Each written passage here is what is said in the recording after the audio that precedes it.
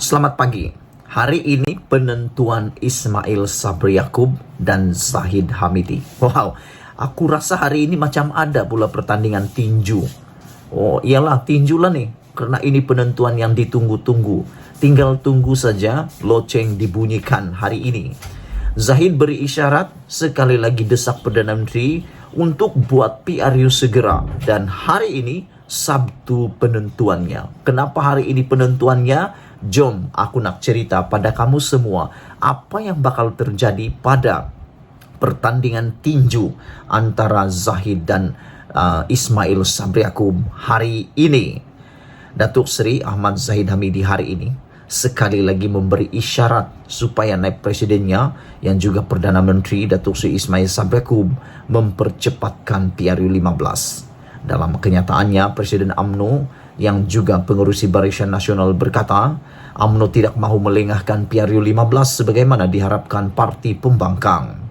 Kita tidak akan ikut rentak pembangkang yang mahu melengahkan PRU 15 agar mereka dapat menyusun strategi, mempelbagaikan propaganda, menambah serangan politik terhadap UMNO, katanya. Sebelum ini, Zahid telah beberapa kali mendesak Ismail Sabri mempercepatkan PRU 15 sehingga kan suatu ketika beliau dilihat memberi amaran kepada Perdana Menteri itu dengan berkata, segerakanlah atau UMNO BN akan tewas PRU. Sesal dahulu pendapatan, sesal kemudian tiadalah berguna, katanya. Terdahulu, dua portal berita melaporkan Ismail Sabri diberi tekanan dan amaran oleh Panglima Perang UMNO supaya memenuhi 4 tuntutan atau dipecat sebagai naib Presiden UMNO.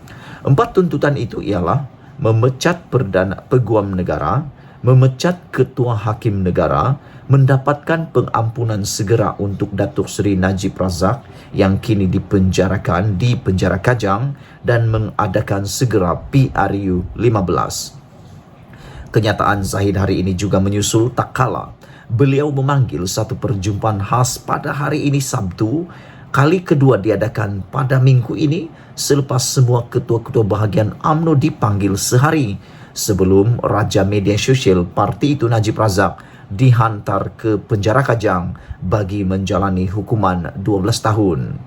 Perhimpunan Sabtu ini dijangka lebih besar kerana bukan sahaja melibatkan ketua bahagian, tetapi yang dipanjangkan kepada semua pemimpin peringkat akar umbi sehingga ketua-ketua cawangan juga dijemput dengan mesej ia bakal menjadi satu perjuangan atau perjumpaan penting bagi menentukan hala tuju parti itu. Yang aku nak tahu adalah perjumpaan besar-besaran ini dah dapat permit ke belum? Itu pertama, sebab baru-baru ini telah disahkan oleh PDRM bahawa penganjur kepada himpunan di hadapan Istana Negara untuk menyerahkan memorandum yang melibatkan 300 penyokong Najib kini dipanggil untuk siasatan kerana nampaknya perhimpunan itu seperti haram kerana tidak mendapat permit dan kelulusan ataupun kebenaran daripada PDRM terlebih dahulu. Jadi perjumpaan kali ini yang melibatkan UMNO ini dah dapat permit ke belum? Karena dalam masa yang sangat tiba-tiba ini melibatkan jumlah yang ramai ini dah dapat permit ke belum? Kalau belum, dapatkanlah permit. Begitulah. Sememangnya himpunan pada Sabtu ini amat penting kepada Zahid kerana jika semakin lama PRU dilengahkan, maka semakin hampir nasib sama menimpa Najib bakal berlaku kepada dirinya. Perhimpunan hari ini, Sabtu, dijangka lebih besar kerana ia bukan sahaja melibatkan ketua bahagian tetapi ia dipanjangkan kepada semua pemimpin akar umbi sehingga ketua-ketua cawangan juga dijemput dengan mesej ia bakal menjadi satu perjumpaan penting bagi menentukan hala tuju parti itu. Wow, ini menghampiri perjumpaan agung ataupun mesyuarat agung ataupun perhimpunan agung UMNO dah ni. ROS harap-harap ambil perhatian.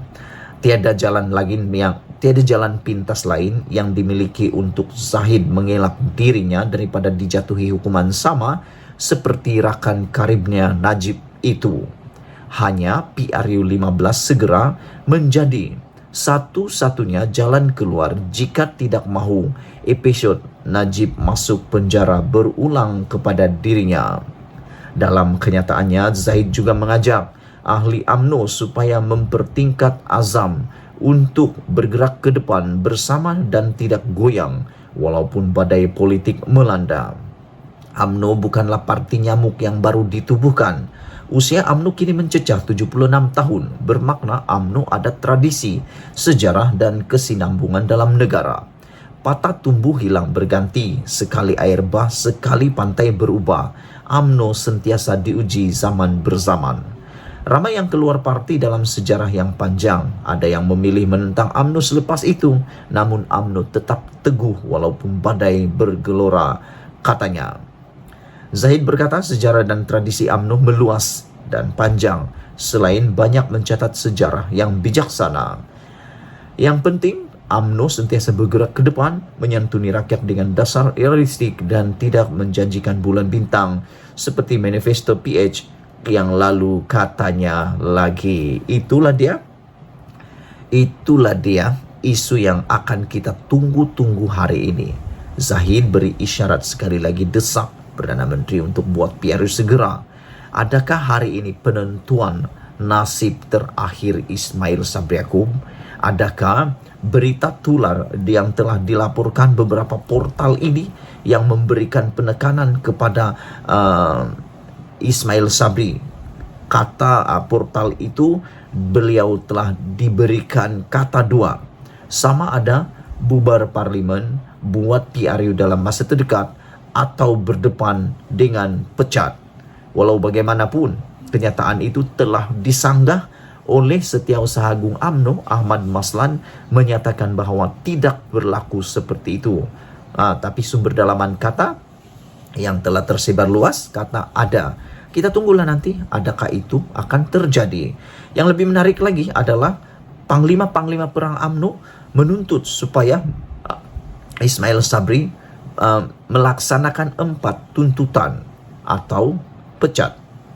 4 tuntutan itu adalah memecat peguam negara, memecat ketua hakim negara, dan mendapatkan segera pengampunan untuk Najib Tun Razak, dan juga mengadakan segera PRU 15. Aku tak tahu lagi lah, adakah UMNO ini satu-satunya kesibukannya sekarang ialah untuk mendapatkan PRU dan untuk mendapatkan pengampunan diraja untuk Najib Tun Razak. Aku harap itu itu tidak terjadi dalam UMNO. Dan satu perkara yang menarik perhatian aku ialah apabila kalaulah benar ini tuntutan mereka, 4 tuntutan ini benar, yaitu memecat ketua hakim negara dan peguam negara, aku pun tak tahu sangat apalah tujuan mereka pecat peguam negara ini. Apa yang menyebabkan mereka nak pecat peguam negara?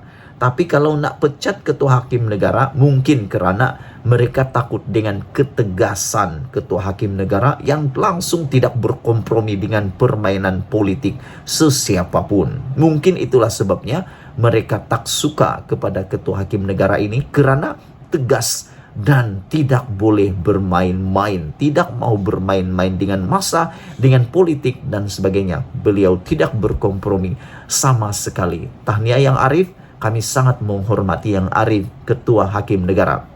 Aku fikir tak payahlah pecat dia. Yang harus dipecat adalah pemimpin-pemimpin politik yang korup, yang boleh menjadi penyangak dan merosakkan Malaysia. Itu dulu kali ini Malaysia yang kita punya. Kita juga sama-sama cintai Malaysia. Kita jumpa lagi. Bye-bye.